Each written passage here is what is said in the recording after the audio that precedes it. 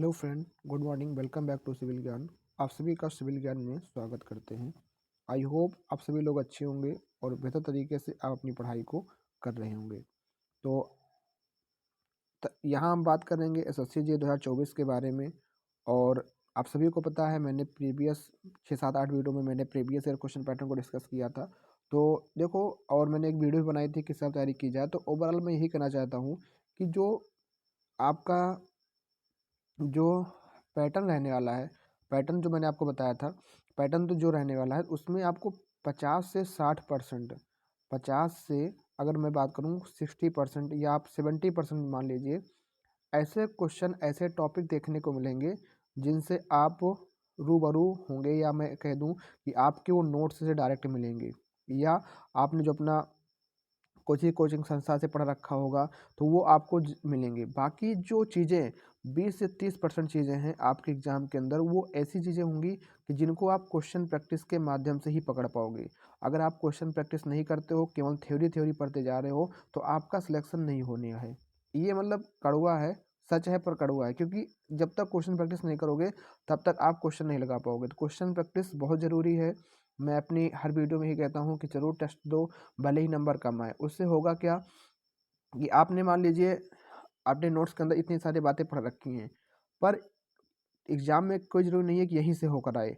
अब क्वेश्चन यहाँ से कैसे फ्रेम होगा, जब आप टेस्ट दोगे तो कुछ चीज़ें नई सीखने को मिलेंगी। तो ज़रूर टेस्ट दीजिए, और टेस्ट देने से आपको बहुत फ़ायदा होता है। तो ज़रूर मेरे भाई टेस्ट ज़रूर दीजिए। तो इसीलिए मैंने ये कुछ इंपॉर्टेंट कुछ क्वेश्चन की सीरीज चलाई है, ताकि यहाँ से भी कुछ क्वेश्चन आपको सीखने को मिले। सफलता बैच मैंने इसको नाम दिया है मोटिवेशन के लिए। और बिल्डिंग मटेरियल सब्जेक्ट रहेगा। आज हम सीमेंट और स्टोन के दो टॉपिक पे बात करेंगे। 10 क्वेश्चन सीमेंट का होगा, 10 क्वेश्चन स्टोन का रहने वाला है। तो कुछ इंपॉर्टेंट क्वेश्चन होंगे, कुछ क्वेश्चन ऐसे भी होंगे जिनको आपको आंसर पता होगा, कुछ ऐसे होंगे जो बिल्कुल नए होंगे सीमेंट और स्टोन से संबंधित। और ये वीडियो सीरीज हम टिल एग्जाम तक चलाने की कोशिश करेंगे। और इसमें ऐसा नहीं एक ही बार में अभी आज सीमेंट स्टोन किया, हो सकता है सफलता बैच 2.0 आए, 3.0, तब तक हो सकता है 3-4 बैच हमारा चालू हो जाए। तो बस आप सभी का सपोर्ट रहेगा। करना इतना है कि आपको इस वीडियो को ज़्यादा से ज़्यादा शेयर करना है और इससे फ़ायदा उठाना है कि हाँ, हम यहाँ से क्या सीखें। ऐसा नहीं वीडियो देख लिया काम खत्म। होता क्या है कि हम यूट्यूब पे बहुत सारी वीडियोस देखते हैं, पर होता है कि हम देखते हैं उसका कोई मतलब, 1 घंटा हमने वहाँ समय दे दिया, ठीक है। तो हमें उस समय एट ए टाइम हमें लगता है हमने बहुत पढ़ लिया, पर बाद में उसका कोई फ़ायदा नहीं होता, बेनिफिट नहीं होता। बेनिफिट तभी होगा जब आप जो वीडियो देख रहे हो वहाँ से कुछ सीखो, उसे तुरंत का तुरंत अपने नोट्स में डाल दो। क्योंकि नोट्स आप बार बार पढ़ते हो, अपने बार बार रिवाइज करते हो, या कोई ऐसा शॉर्ट बोर्ड होगा या हैंड बुक होगा आपके पास, उसमें डाल दो कि हाँ, ये क्वेश्चन हमको नया लगा, ये टॉपिक हमको पॉइंट नया लगा, अगर एग्जाम में ऐसा क्वेश्चन आएगा तो हो जाएगा। मेरे भाई पीएचडी नहीं करनी, बस चीज़ों को ज़्यादा, हाँ, अगर आप सोचो कि अपने आप को लिमिटेड रखोगे तो काफ़ी कुछ चीज़ें आपसे छूट जाएंगी। लिमिटेड नहीं रखना है आपको, ब्रॉड लेवल पे अपने मतलब कहना है ना, आपको बहुत ज़्यादा विस्तृत पे काम करना है, पर ज़्यादा डीपली नहीं काम करना है। अपने फैलाव को, अपने माइंड को, अपने सिलेबस इतना ज़्यादा ब्रॉड है, आपने हर चीज़ को कवर करना है, पर ज़्यादा डीप में नहीं। और एग्जाम में आपको डीप ज़्यादा करना भी नहीं, क्योंकि अब आपको मेंस में भी ऑब्जेक्टिव हो गया है। तो चलो स्टार्ट करते हैं पहले क्वेश्चन की तरफ। क्योंकि पहला क्वेश्चन हमारा है बिल्डिंग मटेरियल से संबंधित है, और ये हमारा सीमेंट के अंदर का क्वेश्चन है कि what are the dimension of mould of Vicat apparatus in which cement paste is filled. आपने कई बार इस एपरेटस का नाम सुना होगा, बिकाट एपरेटस, बिकाट एपरेटस। तो बिकाट एपरेटस भाई बहुत काम करता है। सबसे पहली बात तो ये क्या निकालता है आपको, ये आपके इनिशियल सेटिंग टाइम को निकाल के देता है। और पूछें ये क्या काम करता है, तो ये आपके फाइनल सेटिंग टाइम को निकाल को देता है। और पूछें क्या करता है, तो ये आपके कंसिस्टेंसी को भी निकाल के देता है। तो ये 3 चीज़ें आपको फाइंड आउट करके देता है। कंसिस्टेंसी कि मतलब सीमेंट पेस्ट के अंदर कितना पानी हम लोग डालें ताकि वो एक अच्छा सुकार्य वाला सीमेंट पेस्ट बन जाए। इनिशियल सेटिंग टाइम क्या होता है कि इनिशियल सेटिंग टाइम के अंदर ही हमारे सारे काम कंक्रीटिंग के हो जाएँ, जैसे कि उसको प्लेंसी करना है, कॉम्पैक्शन करना है, ताकि वो सेट ना होने पाए। अगर सेट हो गई, अगर उसमें हम फिर डिस्टर्बेंस करेंगे तो उसकी स्ट्रेंथ उतनी अच्छी गेन नहीं हो पाएगी। फाइनल सेटिंग टाइम क्या हो गया कि इतने स्ट्रेंथ के बाद उसकी स्ट्रेंथ अपना गेन प्राप्त करना शुरू कर देती है। तो इसी में जो अपरेटस आपका यूज होता है, उसका एक मोल्ड वहाँ पे होता है। उस मोल्ड में हम लोग सीमेंट पेस्ट को भरते हैं, और फिर यहाँ पे बारी बारी से, जैसे मान लो अगर वो इनिशियल सेटिंग टाइम कर रहे हैं तो 1 mm² की निडल होती है, उसको यहाँ पेंटेड कराते हैं, ठीक है। और पेंटेशन से भी क्वेश्चन पूछता है कभी कभी कि 33 से 35 तक आपका, 35 से 37 वो टॉप से, और 3 से 7 आपका, 5 से 7 आपका नीचे बॉटम से, ऐसे करके क्वेश्चन यहाँ से बनता है। और ये आपका फिर ये जो डायामीटर होता है वो कितना होता है, वो 80 डायमीटर होता है, और हाइट उसकी कितनी होती है, आपकी 40 की हाइट होती है। तो ऑप्शन नंबर जो बी होगा यहाँ पे आपका, वो राइट आंसर होगा इस क्वेश्चन का जो पूछा जा रहा है। बाकी सारी डिटेल मैंने आपको बताई, काफ़ी यहाँ से इंपॉर्टेंट चीज़ें हैं। आपको लग रहा है आसान क्वेश्चन, पर भी ये बार बार एग्जाम में आता है। यहाँ से क्वेश्चन जरूर, आप किसी भी एग्जाम में आप जाओगे तो एक क्वेश्चन जरूर यहाँ से देखने को मिलता है। आगे बढ़ते हैं, नेक्स्ट क्वेश्चन आपका है, out of the constituent of cement. आपको पता है कि जब हम लोग सीमेंट में वाटर को मिक्स करते हैं तो वहाँ पे उनके बीच में क्या होती है, हाइड्रेशन प्रोसेस होती है। उस हाइड्रेशन प्रोसेस के दौरान कुछ बॉक्स कंपाउंड बनते हैं, जिसमें से आपका एक दिया है C3H tricalcium silicate, C2H dicalcium silicate, C3A tricalcium aluminate, फिर C4 है आपका टेट्राकैल्शियम फाइराइड। तो अब ये 4 बॉक्स कंपाउंड बनते हैं, और ये कैसे होते हैं, इम्प्योर फॉर्म में होते हैं, और इनकी हाईएस्ट हीट ऑफ हाइड्रेशन पूछा गया है कि हीट ऑफ हाइड्रेशन, एक पूछा रेट ऑफ हाइड्रेशन। तो इसमें लोगों को बहुत ज़्यादा कन्फ्यूजन होता है, हीट ऑफ हाइड्रेशन क्या होता है और रेट ऑफ हाइड्रेशन क्या होता है। मेरे भाई दोनों ही डिफरेंट चीज़ें हैं। हीट ऑफ हाइड्रेशन का मीन्स ये निकल के आता है कि जब आपकी वो बॉक्स कंपाउंड बन रहे होते हैं तो पर्टिकुलर बॉक्स कंपाउंड कितनी हीट को इवेल्युएट करता है। इवेल्युएट के मतलब, जैसे अगर आपसे पूछूं मैं, आपको मैं बता दूं कि जो सबसे ज़्यादा हीट इवेल्यूट करता है वो C3A करता है। लगभग कितना करता है मेरे भाई, तो ये आपका करता है 800, कहीं कहीं कहीं कहीं आपको दिखने को मिलेगा 865 जूल पर ग्राम, इतनी हीट को इवेल्यूट करता है। अगर हम आपसे पूछे कि C3S कितना करता है, तो इसके बाद सेकंड नंबर पे करता है 500 जूल पर ग्राम। उसके बाद C4AF करता है आपका, वो कितना करता है, लगभग 420 420। फिर आपका सबसे कम C2S करता है जो कि 260 जूल पर ग्राम। तो ये अप्रॉक्सीमेट इस वैल्यू है, हो सकता है डिफरेंट वैल्यू कुछ और हो, पर ये आपको इतनी ही देखने को मिलती हैं। तो ये हीट ऑफ हाइड्रेशन है कि कितनी हीट को इवेल्युएट कर रही हैं। फिर कह रहा है रेट ऑफ हाइड्रेशन।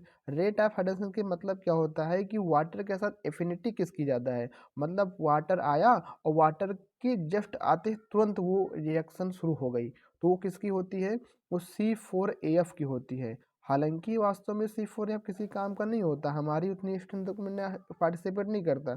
पर अगर रेट ऑफ हाइड्रेशन पूछे कि हाइड्रेशन की रेट किसकी ज़्यादा होती है, कौन सबसे ज़्यादा पानी से पहले रिएक्शन देता है, तो C4AF देखने को मिलता है। उसके बाद C3A देखने को, उसके बाद C3S C2S।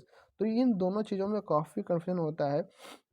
तो यहाँ पे मैं आपको एक टेबल अगर दिखाऊं, एक टेबल आपको बताऊं कि अगर आपसे क्वेश्चन पूछे कि रेट ऑफ हाइड्रेशन के बारे में, तो सबसे पहले नाम आता है C4AF का, उसके बाद नाम आता है किसका, C3A का, उसके बाद नाम आता है C3S का, उसके बाद C2S का। ये किसके लिए नाम आता है, ये रेट रेट के लिए आता है। अच्छा, हीट ऑफ हाइड्रेशन कितनी होती है, तो सबसे ज़्यादा अभी आपने देखा कि मैंने आपको सारा वैल्यू दिखा दिया कि C3A होता है, उसके बाद C3S होता है, उसके बाद C4AF होता है, जस्ट आफ्टर C2S होता है। तो ये होता है हीट ऑफ हाइड्रेशन, सॉरी ये होता है आपका, हाँ हीट ऑफ हाइड्रेशन, मतलब कितनी आपकी हीट निकल के यहाँ से जनरेट हुई। तो ये दो बातों को आपको ध्यान रखना है और इन्हीं से आपको क्वेश्चन बन जाना है। तो क्वेश्चन पूछा गया हाईएस्ट हीट ऑफ हाइड्रेशन, तो C3A, और रेट ऑफ हाइड्रेशन C4A। तो ऑप्शन नंबर फोर्थ आपका हो जाएगा, आपको यहाँ पे राइट आंसर रहने वाला है। अगला क्वेश्चन है, in ball test for classification of lime the ball are made of size. तो जो हम लोग लाइम के अंदर पढ़ते हैं, जो लाइम के बहुत सारे टेस्ट होते हैं, हम लोग फिजिकल टेस्ट पढ़ते हैं कि उसका कैसे फिजिकली लाइम कैसे दिखता है, कैसे उसकी टेक्सचर है, कैसा क्या है, और उसका हीट टेस्ट करते हैं, एसिड टेस्ट होता है। तो उसी में एक बाल टेस्ट होता है। बाल टेस्ट क्या बताता है, क्लासिफिकेशन ऑफ लाइम को बताता है कि लाइम किस क्वालिटी का है, किस क्लास का है। जैसे आपने पढ़ा होगा class A eminently, class B feebly, moderately करके लाइम, ठीक है। तो ये जो क्लास होती हैं वो बाल टेस्ट बताता है। इसमें जो बाल यूज की जाती है वो आपकी 40 आपकी साइज की होती है। ऑप्शन ए क्या हो जाएगा, पर राइट आंसर हो सकता है आपने ये क्वेश्चन, ये चीज़ें पहली बार पढ़ रखी हो सकता है, ये पॉइंट आप पहली बार पढ़ रखे हों या पढ़ रहे हो, तो साइज को याद रखना। कई बार एग्जाम में आ चुका है कि 40 साइज का हम लोग बाल टेस्ट करते हैं। नेक्स्ट क्वेश्चन आपका लाइम का ही यहाँ पे है, consider the following statement regarding the proportion of lime mortar के बारे में है। पहला ऑप्शन है lime mortar is quick plastic and workable. Second option है lime mortar develop strength slowly but continuous to gain strength over a long period. Lime mortar gives a fairly strong surface finish, which of the above statement is are oblique correct. तो lime mortar की property के बारे में है। आपने अगर lime, बहुत सारे मोटार होते हैं, आपने गेज मोटार भी पढ़ा होगा, लाइम मोटार हो गया, गेज मोटार। तो यहाँ पे बात हो रही लाइम मोटार की। तो लाइम मोटार क्या होता है, क्विक प्लास्टिक होता है, क्वाइट ओवरकेबल होता है। ये पहली बात तो सही है। Lime mortar develop strength slowly, बिल्कुल सही बात है। लाइम मोटार की जो डेवलप होती है बहुत स्लो होती है, बहुत स्लो अपनी स्ट्रेंथ को वो डेवलप करता है slowly but continues to gain, और पर ये लंबे समय तक स्ट्रेंथ को गेन करता है। तो पहला सेकंड स्टेप में आपका सही है। Lime motor give a fairly strong surface finish. तो लाइम मोटार क्या होता है भाई कि इसके अंदर क्या होता है, कोहेसिवनेस, अपनी इस गुड कोहेसिवनेस की वजह से क्या करता है कि जितने भी सरफेस होते हैं और जो सरफेस होते हैं एक दूसरे के साथ कोहेसिवनेस में रहते हैं, और जो उनके अंदर सिंकेज होता है वो बहुत ही थोड़ा सा होता है। और इस प्रकार जब कोहेसिव जहाँ पे सिंकेज नहीं जनरेट होगा तो मतलब क्या होगा, वहाँ पे कुछ स्ट्रॉन्गेस्ट सरफेस फिनिश देखने को मिलेगी। तो यहाँ पे तीनों बातें ही सही हैं। तो ऑप्शन नंबर 4 आपका हो जाएगा यहाँ पे राइट आंसर। नेक्स्ट क्वेश्चन है आपका है which are the following statement is incorrect about asbestos. ये क्वेश्चन ऐसा है कि आपको डीडीए के अंदर, आप डीडीए में पेपर देखो, डीडीए में पूछा गया है, 2 बार पूछा गया डीडीए में, भी 2 बार एग्जाम हुआ। एसएससी जेई का आपके एग्जाम में पूछा गया, तो काफ़ी जगहों पर क्वेश्चन देखने को मिला है। तो हम यहाँ पे क्वेश्चन को लेकर आए हैं which are the following statement is incorrect about asbestos. तो एस्बेस्टस के बारे में कौन सा गलत है। It is an excellent insulator for electricity, it is porous, it is an excellent insulator for heat, it is fire proof. तो ये आपका एस्बेस्टस जो होता है लाइट इन वेट होता है, भार में हल्का होता है, और ये फायर रेजिस्टेंस होता है। जब फायर रेजिस्टेंट होता है तो ये फायर प्रूफ भी होगा, मतलब ऑप्शन नंबर 4 आपका कई करेक्ट आपका रहने वाला है। ठीक है, और ये हीट और इलेक्ट्रिक इंसुलेशन के लिए भी अच्छा होता है। Excellent insulator for electricity and आपका फॉर हीट के लिए आपका भी रहने वाला है।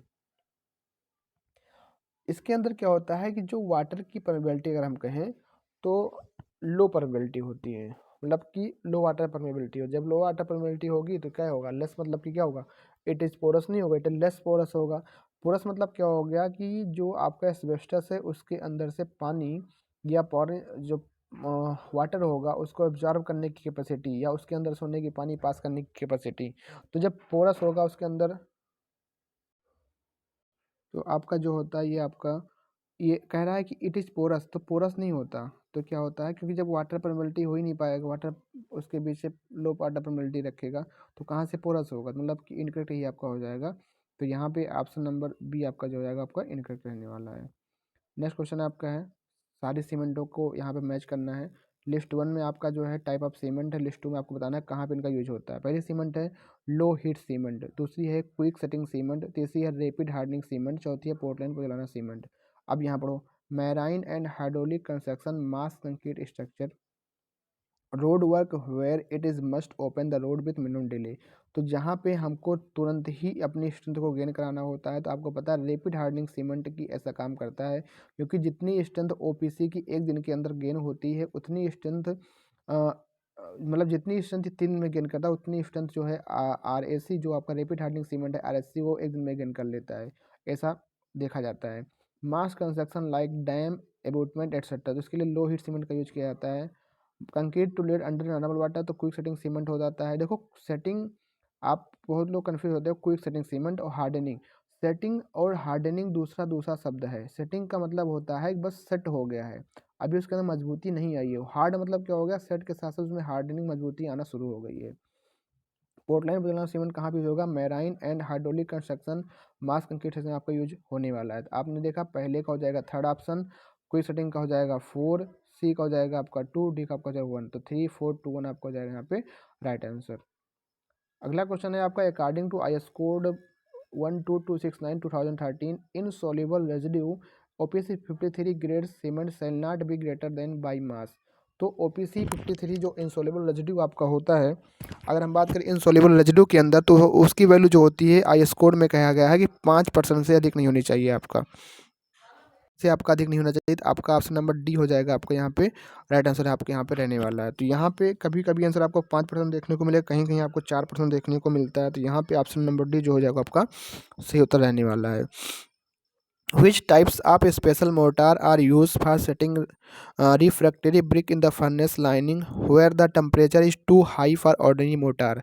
तो जो अभी हमने बात किया मोर्टार जो होते हैं डिफरेंट तरीके के होते हैं, जैसे कि आपने फायर रेजिस्टेंट मोर्टार सुना होगा, साउंड एब्जॉर्बेंट मोर्टार होता है, एक्सरे सील्डिंग मोर्टार होता है, फिर उनकी बल्क डेंसिटी के आधार पर light weight, high wait, moderate ऐसे करके होता है।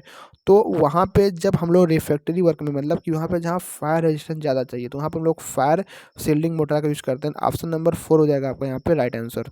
तो अब ऐसे क्वेश्चन है, आप कहीं भी थ्योरी अगर आप पढ़ते हो तो इतना कोई नहीं पढ़ाता है भाई, वो केवल बस आपको ओवरव्यू दे देता है। तो क्वेश्चन करने से आपको नए नए क्वेश्चन सीखने को मिलेंगे और नए नए क्वेश्चन को टैकल करने को मिलेगा। तो अगर आप क्वेश्चन नहीं करते हो तो आप वो काफ़ी अपने सिलेक्शन से दूर होते चले जाओगे। तो क्वेश्चन जरूर आपको करना है, नए नए क्वेश्चन आपको देखने को मिलेंगे हमारी सीरीज के अंदर। तो फॉर केम का जैसे अब ऐसा क्वेश्चन है, कुछ क्वेश्चन ऐसा नहीं है कि हर क्वेश्चन सब नया ही होगा, कुछ क्वेश्चन आपको ऐसा होगा जो आप पढ़ रहे होगे उसकी प्रैक्टिस भी आपकी यहाँ पे होने वाली है। For chemical reaction of hydration of 200 kg cement average composition the mass of the water required would be. तो देखो भैया, टोटल पानी की जो रिक्वायरमेंट होती है 38% की होती है, जिसमें से 23% जो पानी होता है वो केमिकल रिएक्शन में लगता है और 15% पानी जो होता है उसके जो वाइट्स होते हैं उसके अंदर फिल होता है, जल पोर्स के निर्माण में होता है। तो यहाँ पे पूछा क्यों केमिकल रिएक्शन में, तो 23% आपको लिया जाएगा। मतलब वाटर सीमेंट रेशियो जो आपकी होगी, मतलब जो मैं आपसे कहूँ यहाँ पे कि आपका जो वाटर सीमेंट रेशियो होगा इज इक्वल टू 0.23 आपका होने वाला है। तो यहाँ पे आपको सीमेंट की वैल्यू देखा 200 kg, अगर आपके सीमेंट की वैल्यू है तो वाटर कितना आपका लगेगा, तो 200 गुणे 0.23, 23 दूना 46 डबल जीरो, मतलब 46 किलो लगभग लगेगा। तो 46 के पास आंसर आपका कौन सा मैच करे, वो 50 kg का लग रहा है। तो ऑप्शन नंबर 1 आपका यहाँ पे जाएगा आपका राइट आंसर। नेक्स्ट क्वेश्चन आपका क्वेश्चन नंबर 10 है, which the following is not a characteristic of poor lime. Poor lime की इनमें से कौन सी विशेषता नहीं है, तो जो मेरा भाई पुअर लाइम होता है वो it makes thin paste and with water, सही बात है। Setting and hardening is fast, भाई कभी भी लाइम के अंदर सेटिंग एंड हार्डनिंग इतनी फास्ट नहीं होती है। Colour varies from yellow to grey, slaking require more time and so hardened slowly. ये सारी बातें तो सही हैं, पर ये बातें कह रहा है कि सेटिंग और हार्डनिंग इसे बहुत तेज़ी से होता है, तो सेटिंग और हार्डनिंग इतनी फास्ट नहीं होती है, सेटिंग और हार्डनिंग बहुत स्लो होती है आपकी, ठीक है। तो ये आपका आंसर नंबर बी आपका हो जाएगा यहाँ पे गलत, पर ये आंसर की दृष्टि हो जाएगा आपका सही, मतलब बी ऑप्शन नहीं, क्योंकि नॉट पूछा, नॉट ए करेक्टरिस्टिक, तो ये आपका करेक्टरिस्टिक नहीं है। तो ये क्वेश्चन हमारे जो थे यहाँ पे हमने बिल्डिंग मटेरियल के अंदर हमने टॉपिक जो कवर किया सीमेंट के क्वेश्चन को हमने देखा है यहाँ पे। और अभी हम यहाँ पे देखेंगे अब इसके बाद स्टोन के क्वेश्चन को, कुछ स्टोन के हमारे पास क्वेश्चन है, नए नए क्वेश्चन है, देख लेते हैं कौन कौन से क्वेश्चन है। स्टोन मैसोनरी का भी क्वेश्चन है, stone masonry adopted in construction architectural importance with which smooth appearance. तो भैया जो स्मूथ अपीयरेंस देता है वो आपका एस्लर मैसोनरी आपका होता है, ऑप्शन नंबर 1 हो जाएगा करेक्ट आंसर। रबल मैसोनरी या अनकोर्स, ये आपकी जो रबल मैसोनरी होती है इसके अंदर इतनी एक्सपीरियंस नहीं होती, मतलब जो है इनके बीच में काफ़ी अच्छा खासा कोई बॉन्डिंग नहीं देखने को मिलता। रबल मैसोनरी जो आपकी होती है उतनी खास नहीं होती जितनी आपके सोलर मैसोनरी होती है। अगला question, if glass is made of pure silica then it will be. अगर आपका if glass is made of pure silica, अगर आपने ग्लास जो बनाया है वो आपके प्योरे सिल्के से बना दिया है, मतलब प्योर सिल्का से आपने ग्लास को बना दिया है, तो उस क्या होगा, it will be insoluble in water, completely soluble in water, या फिर आपका partially soluble soluble in water है, ऑल ऑफ द एवरांग। तो ये भी है, देखो अगर आपका जो ग्लास होता है, नॉर्मल ग्लास आपका जो होता है, जो भी नॉर्मल टेम्परेचर होता है आपका, उस पर आपका जो प्योर सिल्का से बना होता है वो सोल्यूबल होता है आपके वाटर के अंदर। आपका जो ग्लास होता है उसके अंदर आपको होता क्या है, क्वार्टर जो हो गया, सैंड हो गया, उनको ग्राइंड करके और इसके अंदर सोडा एस मिला करके, sodium sulphur potassium permanganate potassium carbonate मिला करके इसको जो है ग्राइंडिंग टेम्परेचर पे ले जाता है, कहाँ पे 1300 से लेकर के 1400 डिग्री सेंटीग्रेड पे 7 से 10 घंटे के लिए। तो इस प्रकार हमारा ग्लास का निर्माण होता है। अब जैसे ग्लास वाला टॉपिक है, इससे बहुत से लोग छोड़ देते हैं, नहीं पढ़ते हैं। तो जब क्वेश्चन आप प्रैक्टिस करोगे तो क्वेश्चन के थ्रू ये चीज़ें आपको क्वेश्चन देखने को मिलेगा। एग्जाम में अगर आ गया तो करना ही करना है, वहाँ थोड़ी आप कह पाओगे मैं तो नहीं किया हूँ।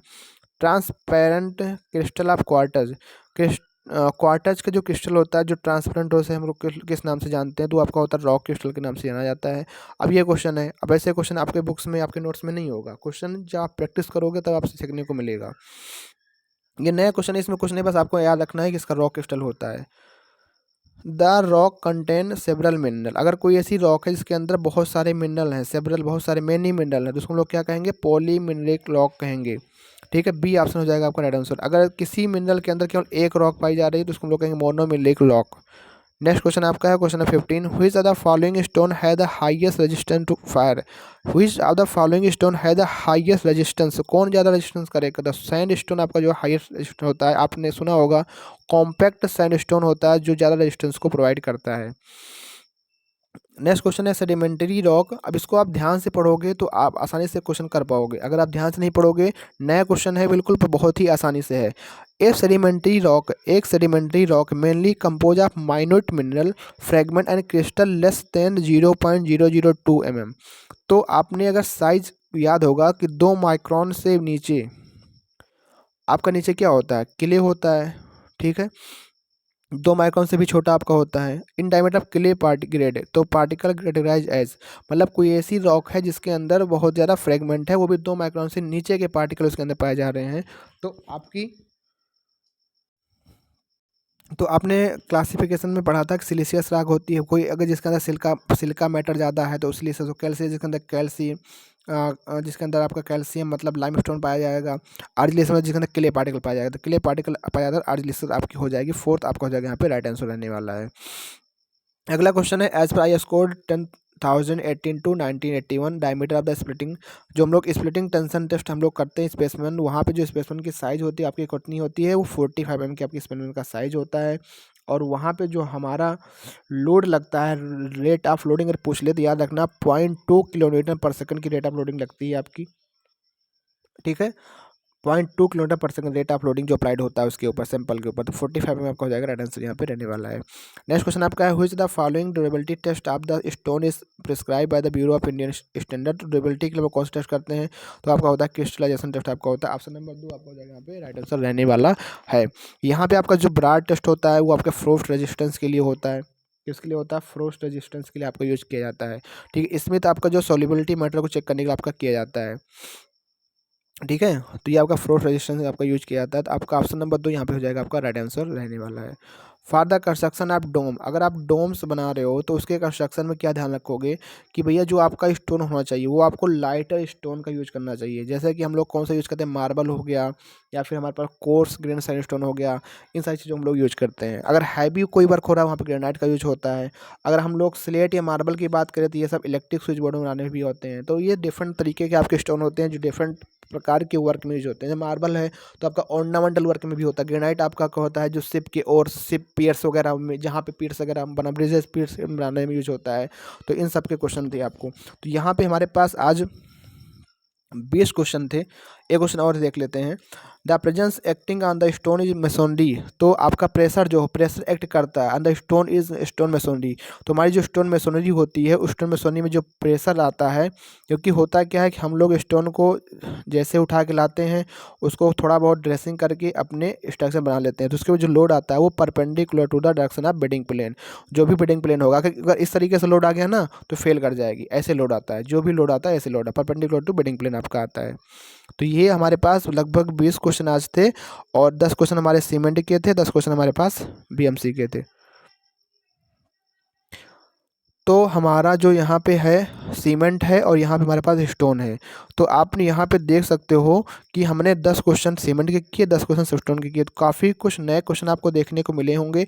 अगर आपको नए क्वेश्चन देखने को मिले हैं तो आप उनको नोट करिएगा। अदरवाइज़ वीडियोज़ तो आप यूट्यूब पर बहुत ज़्यादा देखते हो, तो वीडियो देखो, मना नहीं कर रहा हूँ वीडियो मत देखो, पर उससे आपने क्या सीखा, क्योंकि आप बहुत सारी वीडियो देख लेते हो पर उसको वहाँ सीखा क्या, वीडियो याद नहीं रहती है। तो आप जो नया सीखो वहाँ से वीडियो को पोस्ट करो, उसको अपने नोट्स में नोट डाउन करो, तो उसका फ़ायदा है, अदरवाइज़ कोई फ़ायदा नहीं होने वाला है। समय है आपका, समय हाथ से निकलता चला जाएगा धीरे धीरे, आपको नहीं समझ में आएगा समय रहते बाद, तो काफ़ी आपको इसका वो मिलने वाला है। तो इस बात को ध्यान रखना। ये जो हमारा बैच सफलता बैच शुरू हुआ, इसमें हम लोग बहुत सारे इंपॉर्टेंट एमसीक्यू करेंगे, जो नए नए क्वेश्चन होंगे जो एग्जाम में आते हैं। 20 से 30% में इनकी गिनती होती है, जो कोई नहीं कर पाता है, मतलब वो लोग कर लेंगे जो क्वेश्चन की प्रैक्टिस ज़्यादा करेंगे। तो आई होप आप सभी लोग इस बात को समझो और वीडियो को लाइक करो, चैनल पर अगर नए हो चैनल को सब्सक्राइब करो। मिलते हैं फिर एक नेक्स्ट वीडियो में, नेक्स्ट टॉपिक में जो हमारा रहेगा टिम्बर का और ऐसे ही डिफरेंट क्वेश्चन का। तो मिलते हैं फिर, तब तक के लिए थैंक यू, जय हिंद, जय भारत।